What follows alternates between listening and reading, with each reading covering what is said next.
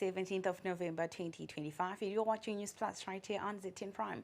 Here's to hoping you did have a restful weekend. My name is Faith Nyaude. A quick look at stories that are making the headlines tonight. President Emmerson Mnangagwa today met 4 newly appointed ambassadors as they prepare to take up key diplomatic postings in the United States, the United Arab Emirates, South Africa, and Cuba. The envoys were briefed on Zimbabwe's foreign policy priorities as part of the country's ongoing engagement and re-engagement agenda. The Ministry of Agriculture has outlined a new 5-year strategy as it targets to guarantee 3 meals every day for every household in the country. That story coming up here on Newsplus. Stay tuned for the latest on the goats fraud case involving businessmen Mike Chimombe and Moses Mpofu. And in sport, the Warriors are playing Qatar in a friendly match. Stay tuned for the latest on that matter. Our first story this evening, President Emmerson Mnangagwa today met 4 newly appointed ambassadors as they prepare to take up key diplomatic postings in the United States, the United Arab Emirates, South Africa, and Cuba. The envoys were briefed on Zimbabwe's foreign policy priorities as part of the country's ongoing engagement and re-engagement agenda. Eben Mabunda has more. President Emmerson Mnangagwa today dispatched 4 ambassadors to the United States of America, the United Arab Emirates, Cuba, as well as South Africa in a move aimed at fostering diplomatic relations between Zimbabwe and each of these 4 countries. The briefing session outlined Zimbabwe's foreign policy priorities as the country continues to push its engagement and re-engagement agenda anchored on the philosophy of being a friend to all and an enemy to none. Zimbabwe is seeking to improve diplomatic ties with the United States of America.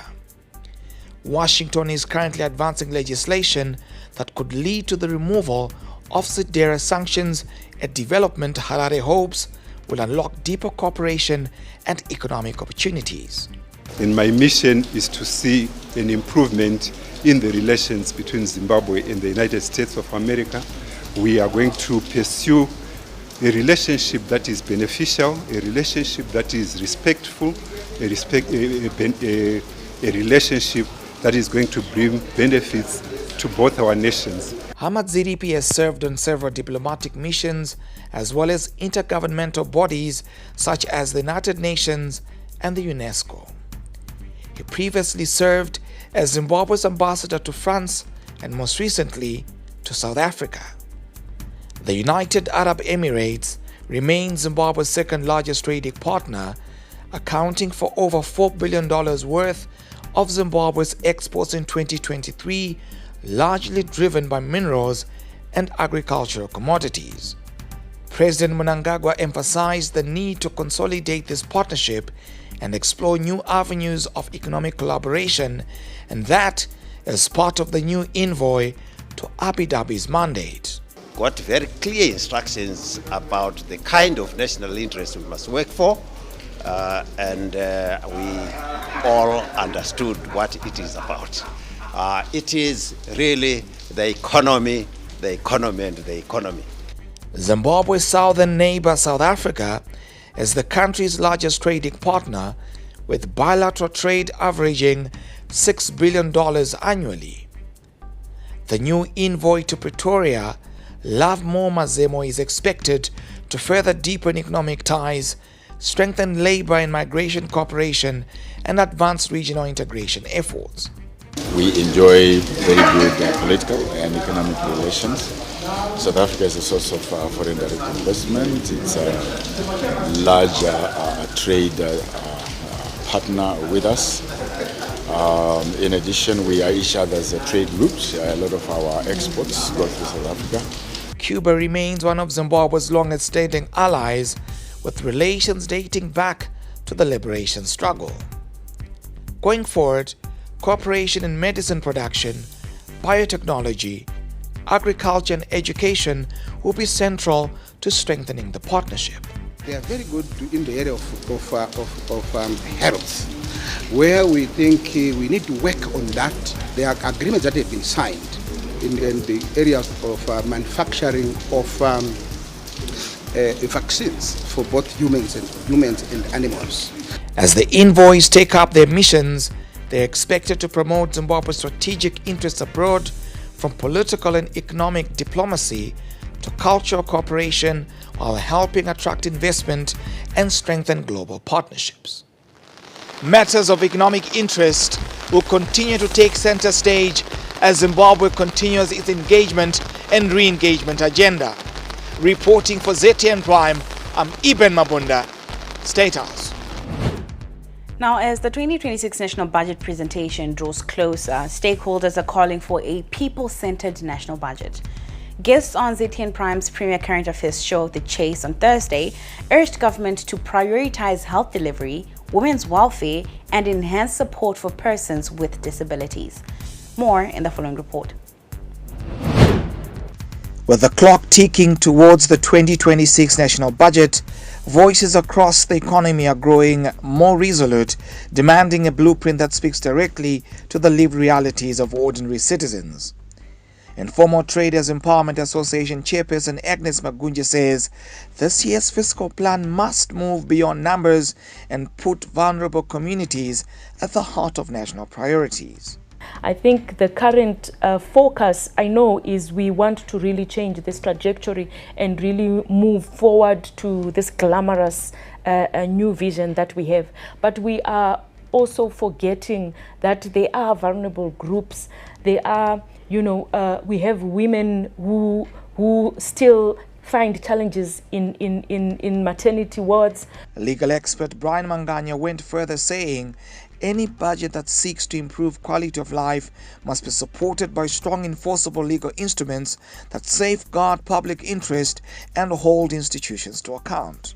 But if we don't change the acts and the statutory instruments, the private players or someone who may manipulate those things, and the generality of Zimbabwe will not benefit in terms of the services or the goods or anything that is of beneficial, which is the highlight of this economy.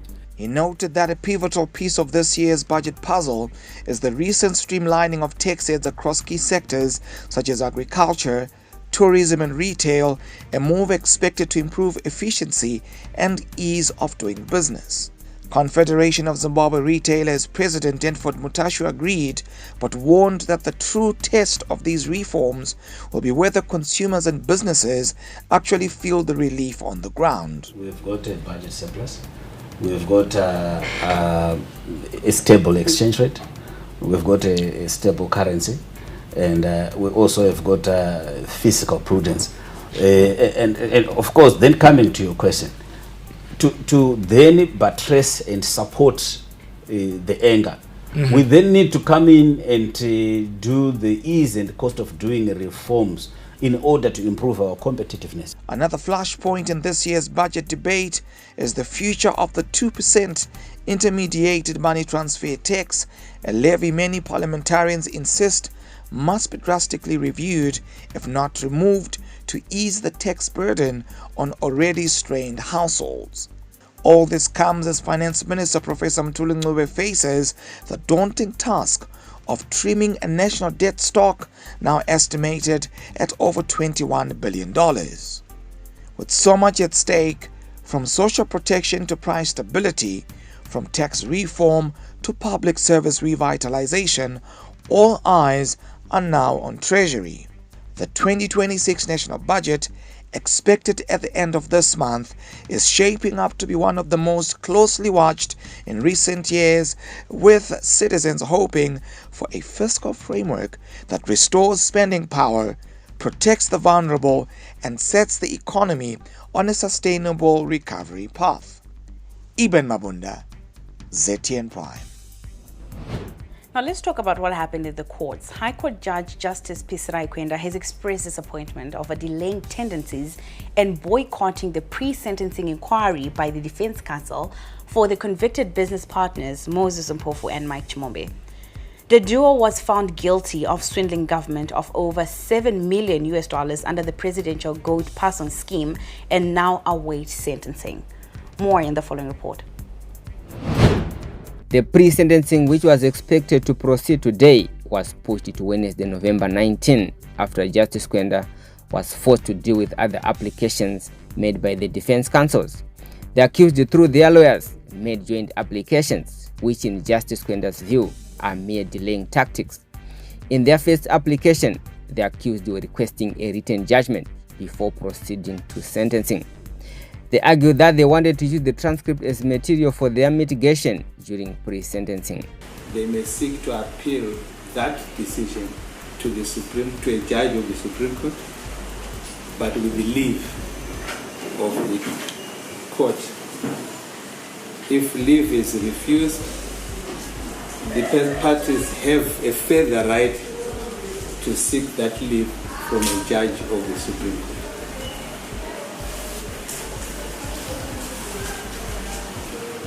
My Lord and land assessors, the principles of law applying are straightforward.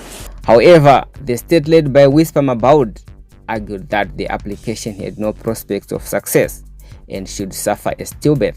Therefore, the state urges this honorable court to dismiss the application for leave to appeal to the Supreme Court. The judgment is there. All what they are asking for is that they need a written judgment. Justice Kwenda then dismissed the application, citing that the judgment is available, and during the judgment, the accused were advised to take down some notes. Accessing a transcript does not require a court unless the public officer who keeps that record has not cooperated, and then the application is then to force or to compel, for want of a better word. I mean, in legal parlance, the correct word would be to compel the official consent. The defense counsels went on to apply for leave to appeal at the Supreme Court, citing that the higher court might have a different decision.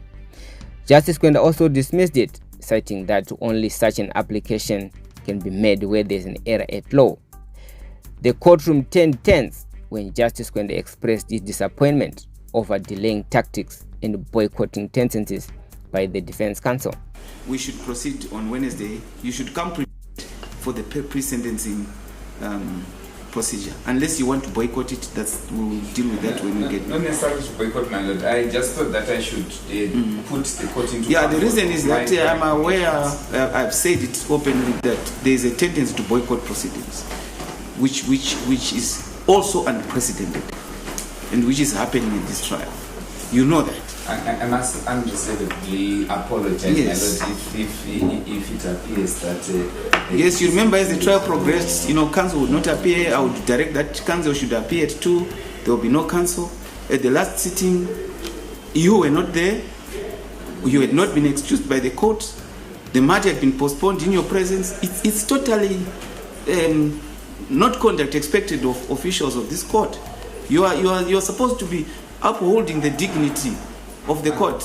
Justice Kwenda said he can't undermine the decision of the court and therefore should proceed to pre-sentencing. He warned the defense counsels not to undermine but uphold the conduct of the court. When a court makes a decision, it must act in accordance with that decision. My decision is that we should proceed to pre-sentencing stage.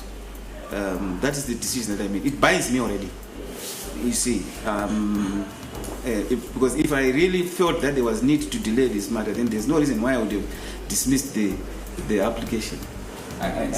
You understand?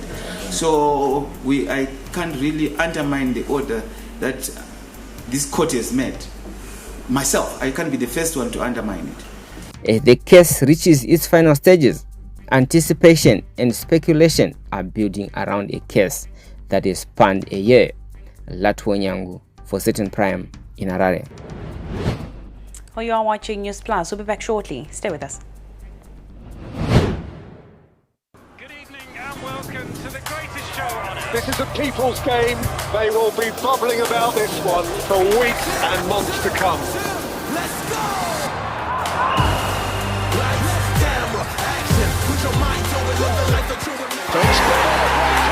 Wherever you are, whatever your reason, it's on SuperSport all season long.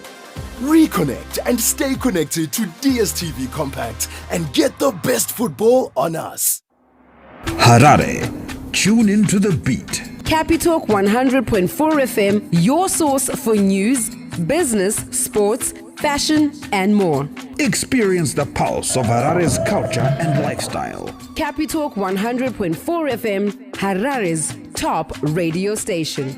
Join the conversation with Zimbabwe's top personalities. Subscribe now for fresh and infotainment content daily. Capital 100.4 FM, Harare's heartbeat.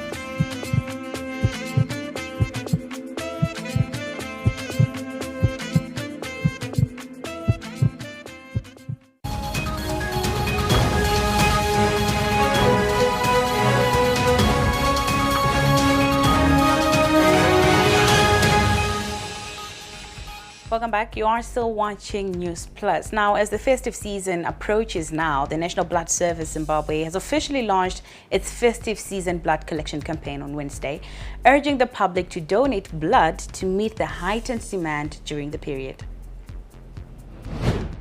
Running under the theme, Jingo All the Way to the Blood Bank, the campaign targets to collect 7,800 units in December alone. The campaign is one of the measures put in place to ensure that the country does not run out of blood supplies during the festive season when demand is high because of an increase in accidents. Speaking during the official campaign launch, National Blood Services Zimbabwe Chief Executive Officer Lucy Marowa said for 2025, the target was to collect 97,500 units of blood. Our target for December is 7,800 units. So we hope that when Zimbabweans hit our call, the target of 7,800 units is very much doable. We are going to achieve this target through community blood drives, 93 pledge 25 blood collections that are going to be scattered all over the country. The Christmas period is famously known as the season to give. For National Blood Services Zimbabwe, there is no better gift this festive season than the ultimate gift of life-saving blood. Marowa urged the public to be moved by the spirit of the season and be generous to prevent a potential shortfall, pointing out the disparity between urgent hospital needs and the expected drop in donations during the holidays. The message that should be sent home is that blood donation is the new culture. It is everybody's responsibility. We also want to encourage the traveling public to be safe on the roads, to prevent road traffic accidents, because road traffic accidents put also additional pressure on the blood supply and therefore put additional constraint on the already scarce resources that is the national blood supply. The National Blood Services is encouraging eligible donors across the country to visit their nearest blood bank and help ensure that hospitals remain fully stocked during the holidays. The NBSZ operates 5 branches across Zimbabwe, located in Harare, Bulawayo, Masvingo, Gweru, and Mutare. With mobilization efforts underway, the organization is confident of maintaining adequate blood supplies throughout the festive season. For ZTN Prime, I am Talent Gori in Harare. Now, with the focus still on health-related matters, Health and Childcare Minister Dr. Douglas Mombeshora has highlighted that the withdrawal of some key funding partners from Zimbabwe's HIV response will place added pressure on the National AIDS Council in the wake of dwindling funding. Addressing a NAC board meeting in Mutare recently, Dr. Mombeshora challenged the country's HIV coordinator to strengthen its internal governance systems to ensure transparency and accountability as it assumes greater responsibility. Develops a clear strategic vision and plan, and I'm happy that you are fulfilling that today. I'm looking forward to a robust time-conscious strategic plan that is informed by our successes and challenges. The achievement of 95 targets in the pursuit of ending AIDS in a time when sustainability is key, given the recent funding cuts by some of our global partners. Above all, the strategic plan has to be in line with the vision and aspiration of the National Development Strategy 2, and also with our national strategy, which we are also here in Tari as ministry trying to come up with alignment with strategy 2. Now, NAC board chairperson Nesta Mukwewa reaffirmed the council's commitment to tightening oversight mechanisms and enhancing resource mobilization efforts. The board chair reiterated that the board is already reviewing strategies to sustain HIV programs and safeguard gains made over the years despite the shifting donor landscape. To work on with the view to try and mobilize resources using our own resources, inward-looking financing, so that we keep our programs running uninterrupted.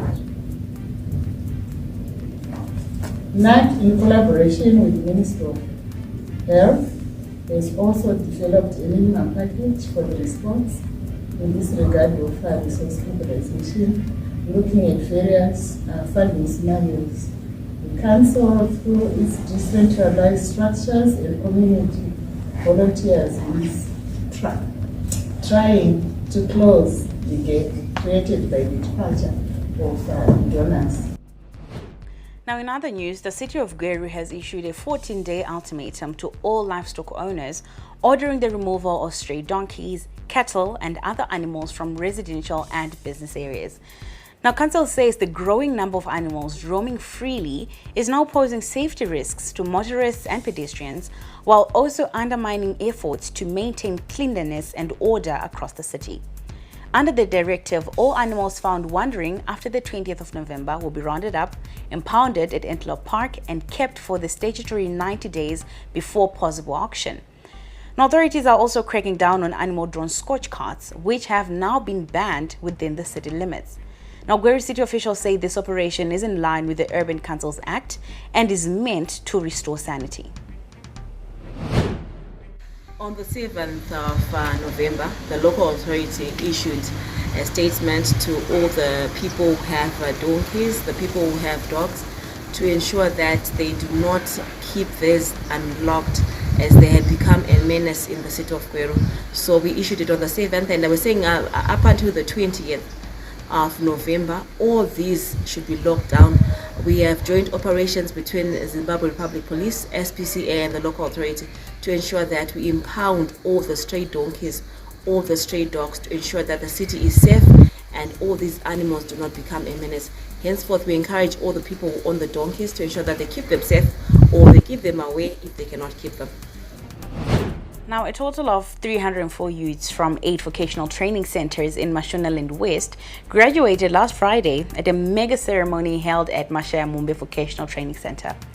Youth Empowerment Minister Tinoda Machakaire officiated at the event and announced plans to establish 3 more centers in the province. Let's get the details. It was a momentous day in Mashonaland West as 304 youths graduated from vocational training centers on Friday. As the graduates tossed their caps in the air, they pledged to use their skills to improve their lives and communities, while urging peers, especially young women, to pursue technical training and avoid drug abuse.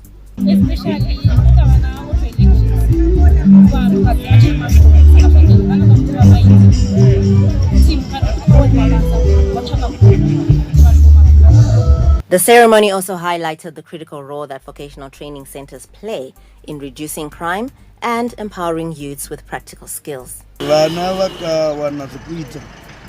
nyaya yekuputa zvinodhaka nekunwa zvinodhaka zvinodzikira ende munhu anenge ane tarisiro futi kuti ndikabva apa ndichawana kubatsirika vane vakuwana mabasa through dzidziso yavanenge vawana kuyapa. Youth Empowerment, Development and Vocational Training Minister Tinoda Machakaire took the opportunity to announce decentralization plans to establish 3 new vocational training centers as Zimbabwe advances toward Vision 2030. Shwiro yedu seministry yevechidiki tiri kutarisira kuti each and every district inofanirwa kunge ine vocational training center. Saka kuno tine nzvimbo dzataanaunza dzatiri kutarisira kuti by 2028 tofanirwa kunge taane nzvimbo dzane vocational training center. Takatarisana nedonzvo revision 2030 rapresident. This milestone and step into the future served as a testament to the power of skills development in transforming lives and communities. Now, a number of people in Harare were caught unaware by the rains this afternoon in the Central Business District. The weatherman has predicted normal to above normal rainfall this season.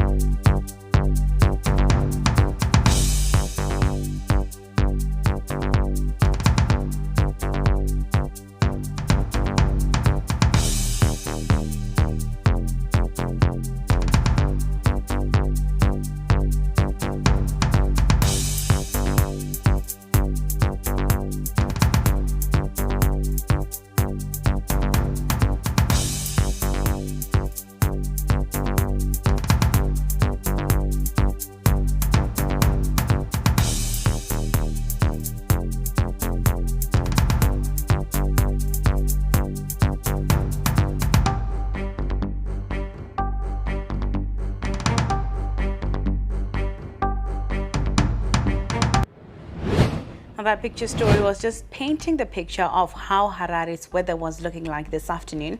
And now for more intel into how the weather is going to be looking like as we go into the week, we're now joined live by James Goma, the Met Services Department Chief Forecaster. James, good evening and thank you so much for joining us tonight. What is the weather looking like for the week ahead? Thank you very much, Faith, for that question. Looking at the conditions that we had moisture that was drifting in from the west, that was through the southern parts of the country into Matabeleland South as of yesterday. This gave us considerable falls over much of Kezi, which recorded about 106 millimeters, followed by 112 in Buffalo Range as some of the significant falls that we had as of this morning. But this was coupled with a bit of southeasterly winds, which pushed in much of these cooling winds that are expected for the next few days. So we're going to be having cloudy and cold conditions over much of the country. Even far-field as Harare Metropolitan, we'll be expecting cooler conditions because of these cooling winds. But as we move further, we're expecting the clearance to start off over the western parts once again as moisture is drifting eastwards. So we expect warmer conditions over Matabeleland South as we get into Wednesday, giving us more of the sunny breaks into Thursday. But the rest of the country should remain cloudy for much of this week with isolated showers projected for much of the country. Now, James, considering the amount of rainfall that people have started to notice, can farmers then now safely start planting their crop for the 2025-2026 summer cropping season? This is a very short planting period because we're expecting more heavier rains. This should make the fields less conducive for farming, as we know that it will be more difficult to till once the soil gets saturated. So it's a very short window period. We were saying people should now maximize in getting onto those farms and making it more productive use of the time that is limited. Well, James, thank you so much for joining us and for giving us that weather update. James Ngoma, Chief Forecaster with the Met Department. You're watching Newsplus. We'll be back shortly. Stay with us.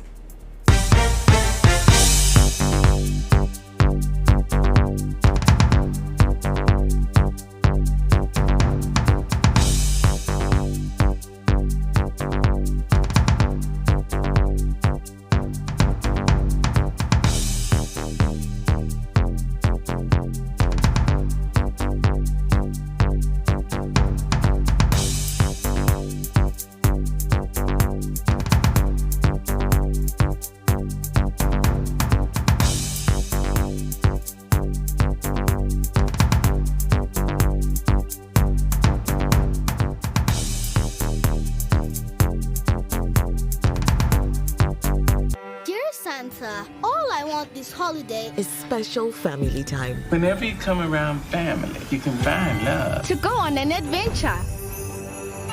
Tickets to every game. Some giggles. And a puppy. Let's go!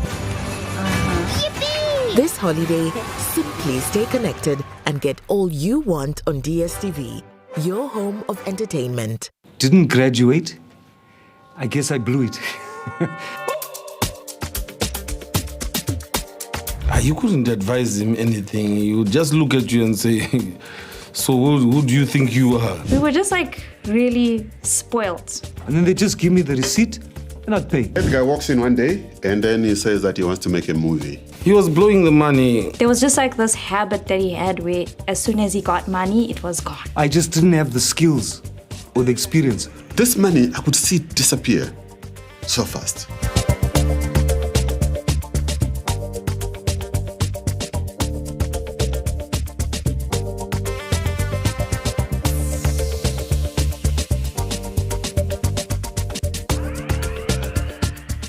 Captain Wally J's about to take you to boot camp. It's the riveting science and tech show that keeps you up to date with the hottest gizmos on the block and revealing the illustrious and innovative visionaries in Zimbabwe. So much to see, you'll keep swiping. This cherry red beauty is the Dairy Auto M7 mini electric car. We've designed our brute force incubator board. Look at what we've got here. Solar powered scarecrow was part of the project that I was supposed to complete. Catch Swipe every Tuesday at 5:30 p.m. on ZTN Prime, DSTV channel 294. Get the picture? They call me Racer X, or in this case, Racer J. All right. Put your seatbelt on.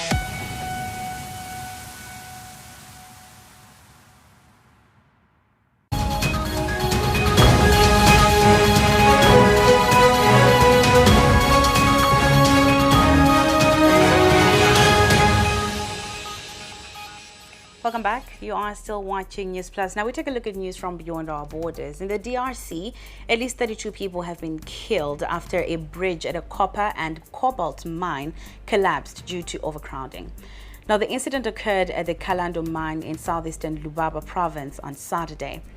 According to authorities, the miners rushing across the makeshift bridge built to get across a flooded trench made it collapse. While their toll has been put at around 32, some reports say at least 40 people lost their lives. The DRC is the world's largest producer of cobalt, a mineral used to make lithium-ion batteries for electric vehicles as well as other products. Still in the DRC, leaders from across the Great Lakes region gathered in Kinshasa for the 9th summit of the International Conference on the Great Lakes region, expressing a shared commitment to enhancing peace, security, and economic integration. The participants highlighted the urgent need to address conflicts, strengthen cross-border cooperation, and ensure humanitarian access to populations affected by ongoing insecurity that's taking to stage amid heckling by members of the audience. Now, President Felix Tshisekedi of the DRC, which assumed the chairmanship for the next 2 years, framed this summit as a call to action. Now, leaders also emphasized that political will, shared responsibility, and consistent implementation of prior agreements are essential to ensure that commitments lead to real change. Notre région reste confrontée à des défis que nous connaissons trop bien.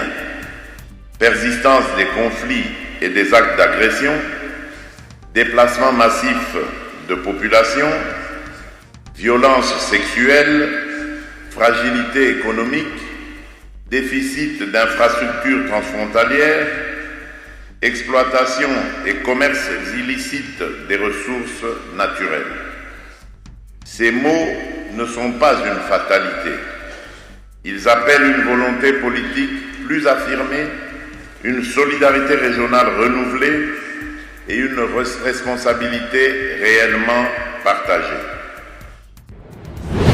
Now, the inaugural Africa Health Summit has recently concluded in Kampala, Uganda, charting a course for the continent's push to reduce reliance on external support and achieve health sovereignty through innovation and collaboration.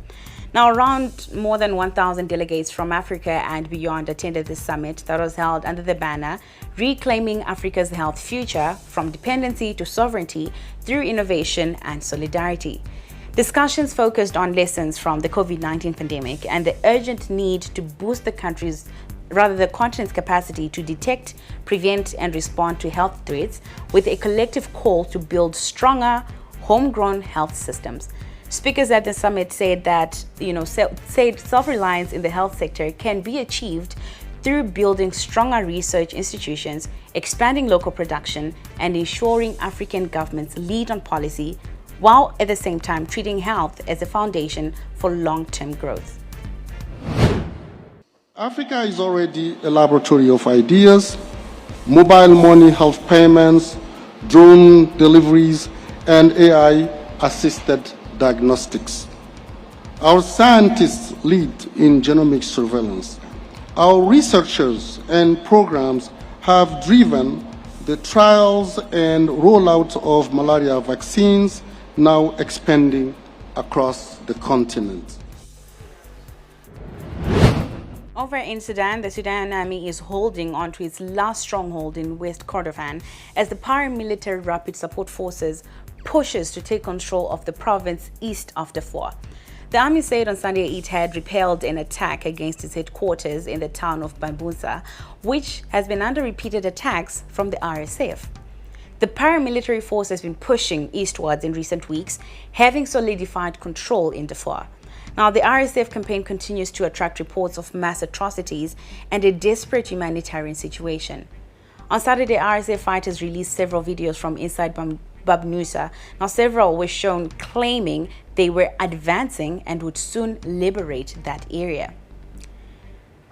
The People's Summit, held in Belém as a parallel and counter mobilization to COP30, concluded on Sunday, with participants presenting a consolidated climate action plan to COP30.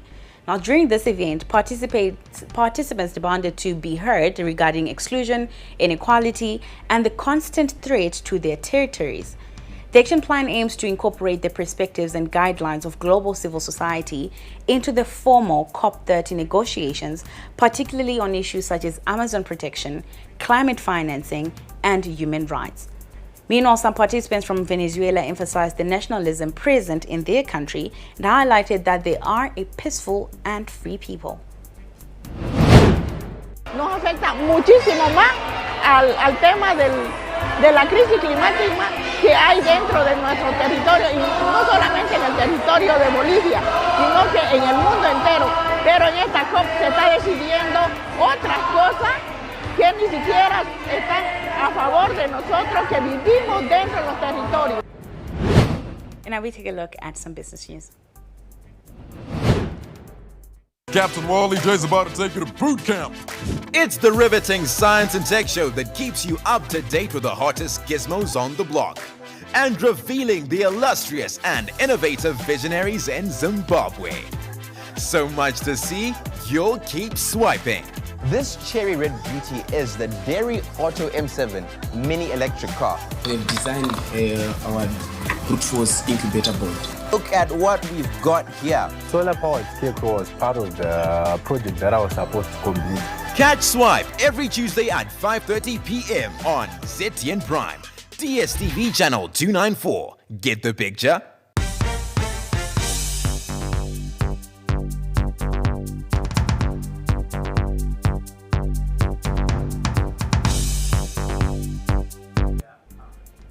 Welcome back. You are still watching Newsplus. Now, in a look at business tonight, we start off with some telecoms. Tel1 is stepping up efforts to reclaim Zimbabwe's voice market with the launch of Tel1 Connect, a product linking mobile users directly to landlines.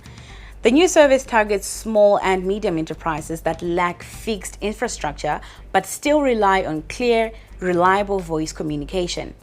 It's part of Tel One's strategy to grow its fixed infrastructure capacity utilization from 20% to 85%. Our business reporter Melissa Chachkobo gives us more. Portra's sector report for the second quarter of 2025 showed that Zimbabwe's telecoms industry is holding steady on voice traffic.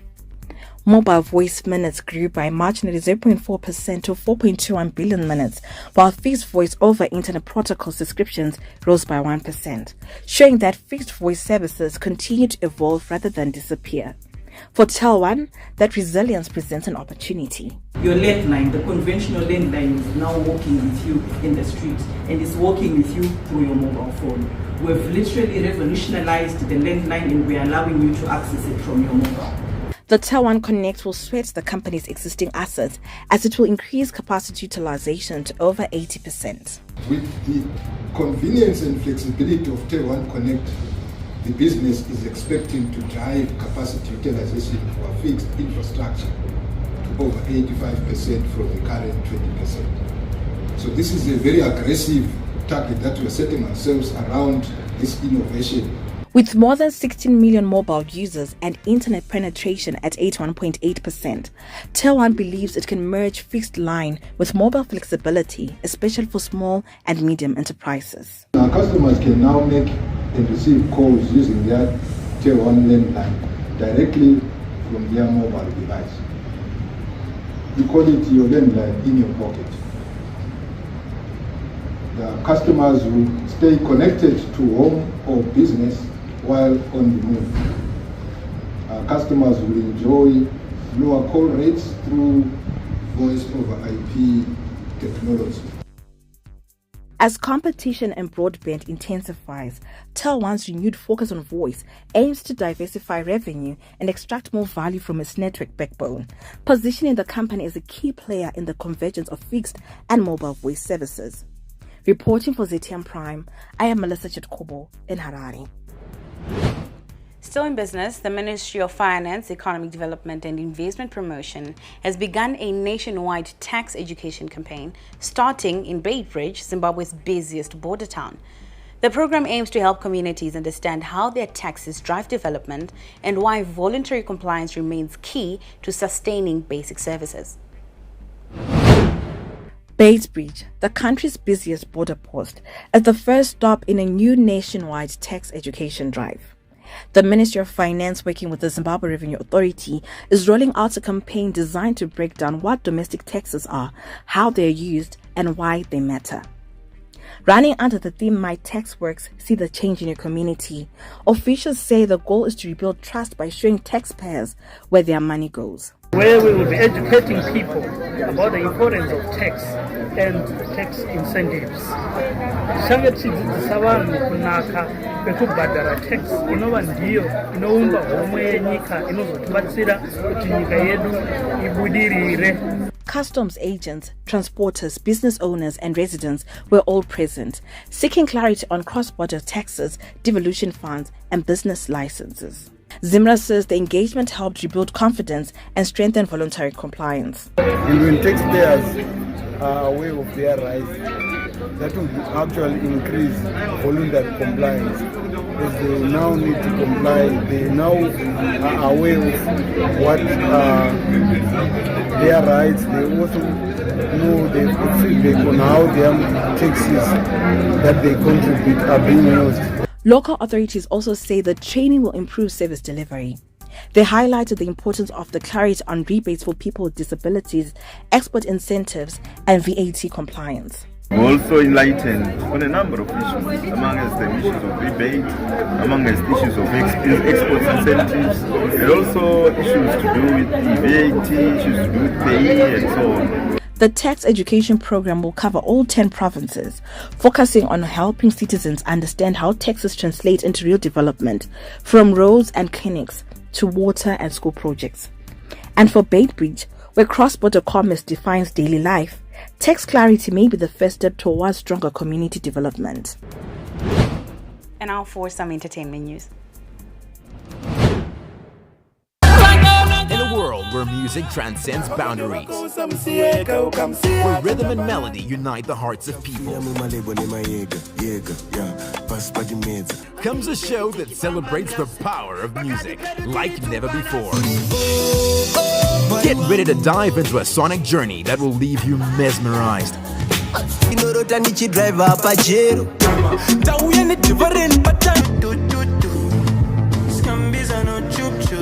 And yearning for more.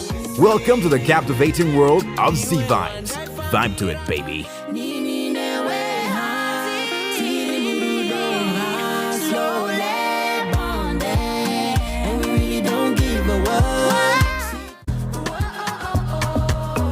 Welcome back, gospel music lovers, to another season of My Ultimate Gospel 10.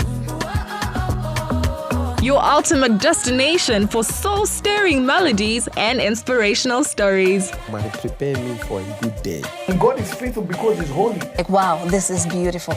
Each week, they'll be revealing their top 10 gospel songs. Meet Miss Becky K, the dynamic and passionate new presenter for Season 3. If you are ready, let's get into My Ultimate Gospel 10.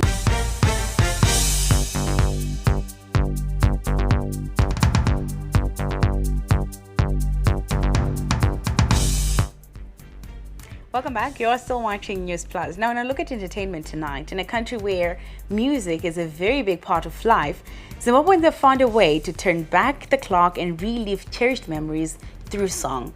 Now, Pop Choir Zimbabwe has brought together people from all walks of life, united by their love for the music of yesteryear. Let's get the details. For many Zimbabweans, music is a powerful trigger for nostalgia, transporting them back to a time filled with different memories. Pop Choir Zimbabwe has tapped into this sentiment, creating a space where people can come together and sing along to the songs of their youth.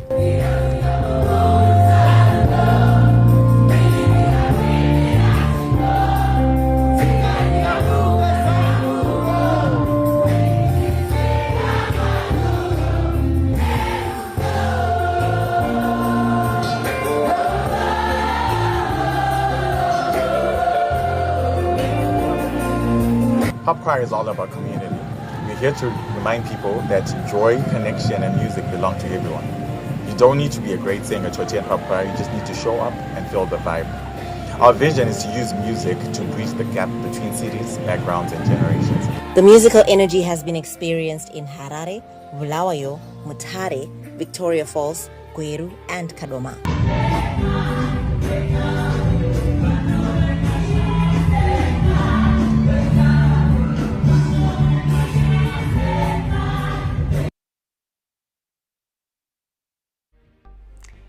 And now we take a look at some sporting action. They call me Racer X, or in this case, Racer J. All right. Put your seatbelt on.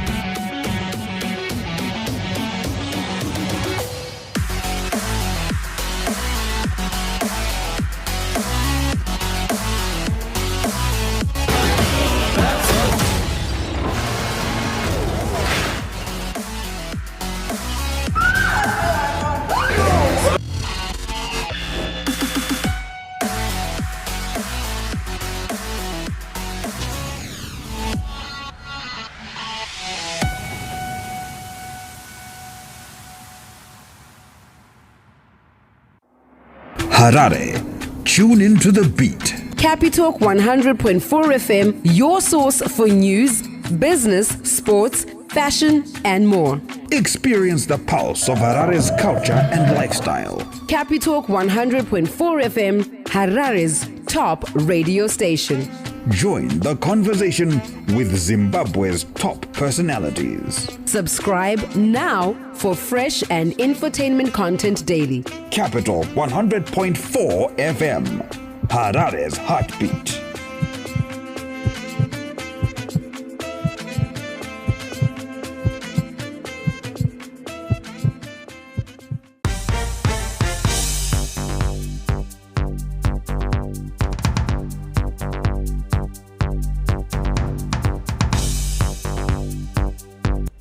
Welcome back. You are still watching Newsplus. Now, when I look at sport tonight, Warriors coach Marin Marinika has guided the Warriors to their first victory since he took over. Now, the Warriors were 2-1 winners over Qatar in a match that was played this evening. Zimbabwe got their goals from Munashe Garanganga and Bill Antonio. This win and the defeat of Algeria were part of preparations for the AFCON finals that are set for Morocco in December. In cricket, the Chevrons will play Pakistan in the T20 Tri-Series opener in Rawalpindi, Pakistan on Tuesday as they continue their preparations for next year's World Cup in India and Sri Lanka. The Chevrons arrived in Pakistan last Thursday and will face off with the hosts and Sri Lanka in the Tri-Series. Chevron's T20 captain Skandar Raza says it is important that they adjust to the conditions in Pakistan in order to be competitive. Instead of thinking about what I've planned against the Pakistani boys, I think my focus is what have I planned, knowing the potential of my own teammates. I know if my teammates use the information that they have got from myself and the other boys who have played in Pakistan before, and if they can bowl and field, then I think on our day we have the ability to beat any team. And I think if you look at our record as well, I think we have managed to beat every team that we have played against. And the idea is always to be, inshallah, be in the final, and we'll take one game at a time. But I know if Zimbabwe plays to its potential and everybody's on board, then I think we have a very good chance. So why do we play cricket? We play cricket to test ourselves against the world's best cricketers.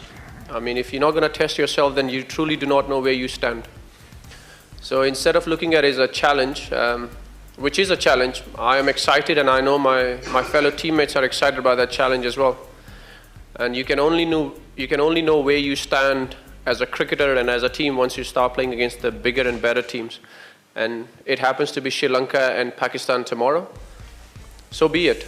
I mean, I personally look for these moments where nobody's giving you a chance, and then you turn up as an individual, and then your country turns up and causes what you may call an upset. But to me, inshallah, if we happen to win, it's not an upset. Now, Raza also expects Pakistan to have the advantage during the series as the hosts.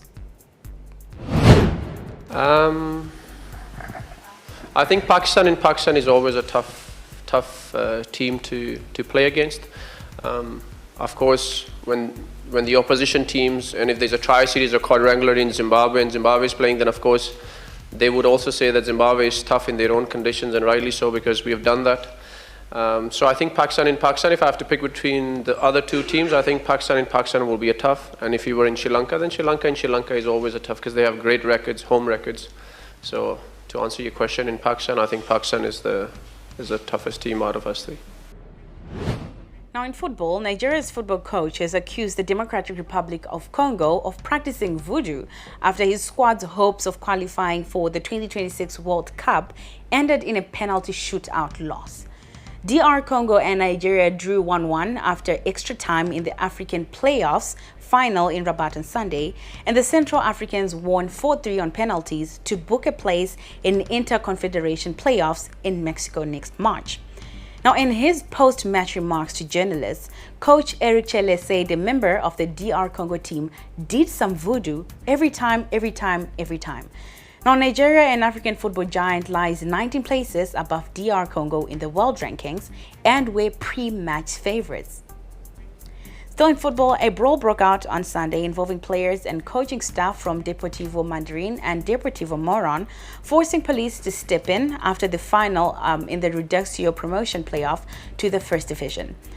In a separate incident, Deportivo Moron players confronted police guarding the tunnel to the changing rooms, and officers used pepper spray to repel the aggression.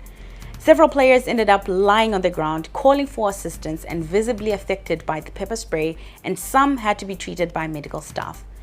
Tensions between both teams escalated throughout the match, culminating in a brawl at the final whistle. The conflict began early on in the second half of the game. Later on, Moron players demanded a red card for Mandarin's Ezequiel Montaga, but the referee issued only a yellow. Deportivo Mandarin beat Deportivo Moron 1-0 in the second leg of the semi-finals of the 2025 Primera Nacional Reducio, becoming the second finalist for promotion at the aggregate in the first division.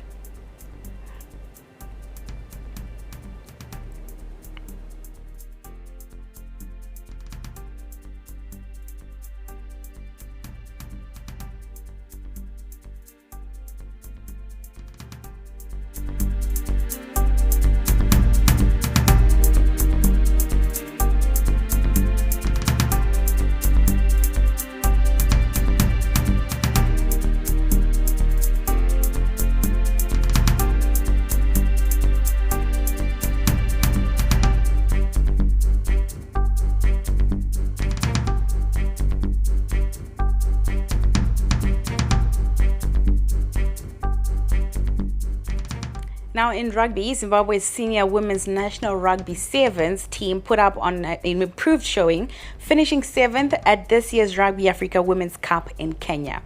The Lady Cheetahs improved from their 9th place finish last year's edition, moving up 2 places to finish 7th in the 12-team tournament, which was won by South Africa. The Springboks women's 7 team were crowned African champions after beating host Kenya 22-0 in the final. They also secured their place in the HSBC Sevens Division 3 for 2026. And with that, we call it an evening. You're watching Newsplus. Thank you so much for joining us. We leave you with the weather forecast. Good evening and enjoy the rest of your viewing.